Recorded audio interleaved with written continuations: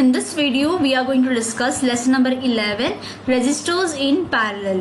तो last video में हमने शॉर्ट में समझा था कि किस तरह से पैरेलल कॉम्बिनेशन जो है उसमें जो करंट होता है वो डिफरेंट फ्लो होता है R1 R2 अक्रॉस 3 रेजिस्टर्स के अक्रॉस, जब हम रेजिस्टर्स को इस तरह से पैरेलल कॉम्बिनेशन में कनेक्ट करते हैं, जिसमें हमने देखा था कि जो पोटेंशियल डिफरेंस होता है तीनों के अक्रॉस R1 R2 और R3 के अक्रॉस वो सेम होता है पैरेलल कॉम्बिनेशन में, और जो करंट है वो डिवाइड हो जाता है। I करंट अगर फ्लो हो रहा है तो वो डिवाइड होता है इन I1 I2 एंड I3, क्योंकि यहाँ पे जो करंट आएगा इस पॉइंट पे, यहाँ से ये करंट जो है वो डिवाइड होता है। तो जो टोटल सर्किट का करंट होता है वो I1 plus I2 plus I3 के बराबर रहेगा। जबकि अगर हम पोटेंशियल डिफरेंस की बात करें तो R1 के अक्रॉस अगर V1 पोटेंशियल डिफरेंस है, R2 के अक्रॉस V2 पोटेंशियल डिफरेंस है और R3 के अक्रॉस V3 पोटेंशियल डिफरेंस है, तो ये तीनों सेम रहेंगे। मतलब V1 will be equals to V2 will be equals to V3। इसका रीजन ये है क्योंकि इनको हम पैरेलल में कनेक्ट किएंगे, सभी के पॉजिटिव और सभी के निगेटिव एक ही पॉइंट से कनेक्ट है, और उसी पॉइंट से अगर हम मेजर करेंगे पोटेंशियल डिफरेंस को तो हमें वो सेम मिलने वाले हैं। ओके, तो ये दो पॉइंट इंपॉर्टेंट होते हैं। तो अभी इस पर्टिकुलर केस में पूरे सर्किट का जो पोटेंशियल डिफरेंस है वो V होता है, और पूरे सर्किट का जो करंट है वो बराबर होता है I1 plus I2 plus I3। पूरे सर्किट का जो रेजिस्टेंस है जिसको हमने RP के साथ रिप्रेजेंट किया है, P फॉर पैरेलल, तो पूरे सर्किट का रेजिस्टेंस हमें कितना मिलेगा, राइट। तो from this points, in points को कंसिडर करते हुए हम यहाँ पे ओम्स लॉ को अप्लाई करेंगे, और ओम्स लॉ को I के फॉर्म में इस सेकंड इक्वेशन में पुट करने से हमें जो इक्वेशन मिलेगा वहां से हम RP को डिराइव करेंगे। तो रेजिस्टर्स इन पैरेलल, तो आप देख सकते हो यहाँ पे R1 R2 R3 3 resistors parallel combination में कनेक्ट है। तो जो पॉइंट हमने पहले डिस्कस किए वही यहाँ पे मेंशन किए हैं कि जो I है वो रहेगा I1 प्लस I2 और I3 के बराबर। ये हमारा पहला इक्वेशन बनता है, और जो पोटेंशियल डिफरेंस है V वो सेम रहेगा। हम ये जो इक्वेशन है यहाँ पे ओम्स लॉ को पुट करते हैं तो ये हमारा RP है।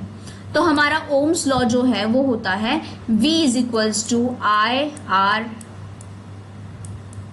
और यहाँ पे R जो है वो हम P से रिप्रेजेंट करते हैं RP, क्योंकि पैरेलल के लिए हम फाइंड आउट कर रहे हैं। तो ये हमारा ओम्स लॉ हुआ पूरे सर्किट के लिए, और हमने यहाँ पे लिख लेते हैं यहाँ पे कि जो हमारा V है वो जो है वो सेम रहेगा, पोटेंशियल डिफरेंस जो है वो सेम रहेगा। मतलब V1 is equals to V2 is equals to V3। Now क्योंकि हमारा जो इक्वेशन है वो I के फॉर्म है, करंट के फॉर्म में है, तो जो ओम्स लॉ है उसको हम I के फॉर्म में अगर लिखते हैं तो हमें मिलता है I is equals to V upon RP। Now ये जो हमने इक्वेशन बनाया ये पूरे सर्किट के लिए I है, तो I is equals to V upon RP for the complete circuit. Similarly I1 I2 और I3 के लिए हम इक्वेशन लिख सकते हैं। तो I1 के लिए इक्वेशन बनेगा V1 अपॉन R1, ठीक है। जो I1 है उसके लिए अगर ओम्स लॉ में इक्वेशन बनाए तो ये बनना चाहिए V1 अपॉन R1, लेकिन हमें पता है कि V1 is equals to V, that's why हमने लिखा है यहाँ पे I1 is equals to V upon R1। Similarly I2 के लिए जो इक्वेशन बनेगा वो बनेगा V2 अपॉन R2, लेकिन V2 भी V के बराबर है, इसलिए हमने यहाँ पे लिखा है I2 is equals to V upon R2। Similarly I3 के लिए इक्वेशन बनेगा V3 अपॉन R3, लेकिन V3 is also equals to V, that's why we have written V upon R3। अब ये जो I1 I2 और I3 की हमने वैल्यूज ली है और जो I की वैल्यू है, इसको अगर हम इस पहले इक्वेशन में, फर्स्ट इक्वेशन में सब्स्टिट्यूट करते हैं तो हमें इक्वेशन मिलता है। देखो I जो है I की जगह आ गया V अपॉन RP, तो V upon RP in place of I। Then जो I1 है, I1 को हमने रिप्लेस किया है V अपॉन R1 के साथ, I2 को हमने रिप्लेस किया है V अपॉन R2 के साथ, और I3 को हमने रिप्लेस किया है V अपॉन R3 के साथ। तो ये जो है इक्वेशन हमें कुछ इस तरह से मिलेगा। यहाँ पे अगर हम V को कॉमन निकाले फ्रॉम राइट हैंड साइड तो यहाँ पे बच जाएगा 1 upon R1, 1 upon R2 and 1 upon R3। तो इक्वेशन कुछ इस तरह से बनेगा, V हमने कॉमन निकाल लिया तो यहाँ बचेगा 1 upon R1 plus 1 upon R2 plus 1 upon R3। And जो आपका राइट हैंड साइड है, राइट हैंड साइड में आपके पास ऑलरेडी है V अपॉन RP। तो अगर हम दोनों साइड से जो V है उसे कैंसिल कर दे, कट कर दे, तो यहाँ पे भी बचेगा 1/RP। तो हमारा इक्वेशन बनता है RP is equals to 1/R1 plus 1/R2 plus 1/R3। आप यहाँ पे देख सकते हो कि जो टोटल इक्विवेलेंट रेजिस्टेंस है that will be less than the individual resistance. तो टोटल रेजिस्टेंस जो है वो हमेशा कम रहेगा, उसकी वैल्यू हमेशा लेस रहेगी then individually R1, R2 and R3 के बराबर। इसके लिए हम इक्वेशन एक क्वेश्चन देख सकते हैं, जैसे कि हमें एग्जांपल गिवन है। आपके सर्किट में कहा है कि सपोज रेजिस्टर्स कनेक्टेड है 5, 10 एंड 30 और ये पैरेलल कॉम्बिनेशन में कनेक्ट है और जो बैटरी है वो 12 वोल्ट्स की है। तो आपको करंट बताना है पूरे सर्किट में कितना, इंडिविजुअली ईच रेजिस्टर में कितना होगा, टोटल करंट कितना होगा और टोटल सर्किट का रेजिस्टेंस कितना होगा।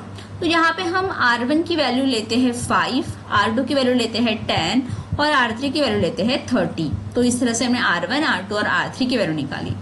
अगर हमें इंडिविजुअली रेजिस्टर का करंट निकालना है, मतलब हमें निकालनी है value of I1, we have to find out the value of I2 and we have to find out the value of I3। तो सिंपली हमें यहाँ पे V/R1 करना पड़ेगा। हमें पता है जो V है वो 12 है, क्योंकि V सेम रहेगा। तो यहाँ पे I1 की वैल्यू आएगी 12/5। तो यहाँ पे हमें करना पड़ेगा 12/5 and if you solve this you will get the answer 2.4। तो जो करंट रहेगा I1 करंट जो रहेगा that is 2.4 ampere. You can see over here, right. Similarly I2 के लिए हमारा क्वेश्चन बनेगा 12/R2 यानी 10। तो इसकी वैल्यू हमें मिलेंगी 1.2 एम्पियर। तो I2 जो है वो हमें मिलेगा 1.2 ampere, you can see here. Similarly I3 के लिए मिलेगा हमें 12/30 दैट इज 0.4 एम्पियर। तो यू कैन सी किस तरह से सिंपली हमने फॉर्मूले को यूज करके इंडिविजुअल करंट फाइंड आउट किया है। अगर हमें टोटल करंट निकालना है तो हमें पता है पैरेलल कॉम्बिनेशन है और पैरेलल कॉम्बिनेशन में जो पूरा करंट होता है वो इंडिविजुअल करंट का एडिशन होता है। I is equals to I1 plus I2 plus I3 निकालना है तो हमें 2.4 प्लस 1.2 प्लस 0.4 करना पड़ेगा। तो हमें इनको ऐड करना पड़ेगा, वी विल गेट 4 एम्पियर। तो पूरे सर्किट का करंट जो है वो 4 एम्पियर है। Now we have to find out total resistance. Total resistance के लिए हमारे पास पैरेलल कॉम्बिनेशन होने की वजह से we have this equation 1/RP is equals to 1/R1 plus 1/R2 plus 1/R3। R1 की वैल्यू 5 है, R2 की वैल्यू 10 है और R3 की वैल्यू 30 है। अगर हम इसका एलसीएम लेते हैं और इसको सॉल्व करते हैं, इसका अगर हम एलसीएम लेंगे दैट विल बी 30 और ऊपर आएगा 5 6 ज़ा 30, 3 10 ज़ा 30 एंड यहाँ पे आएगा 1 and if you add this you will get 10/30 and 0 0 get cancel, so we get 1/3। इस तरह से हमारा आंसर आया 1/3। ये इसकी वैल्यू है 1/RP की और हमें RP चाहिए। तो RP जो रेजिस्टेंस है वो मिलेगा हमें 3 ओम। इस तरह से हमें टोटल रेजिस्टेंस जो है वो वी कैन फाइंड आउट अगर हमारे जो रेजिस्टेंस है वो पैरेलल कॉम्बिनेशन में कनेक्टेड है। आई होप आपको जो डेरिवेशन है और जो इक्वेशन है उसे कैसे सॉल्व करना है for parallel combination is clear to you. In the next video we are going to discuss heating effect of electric current. Thank you.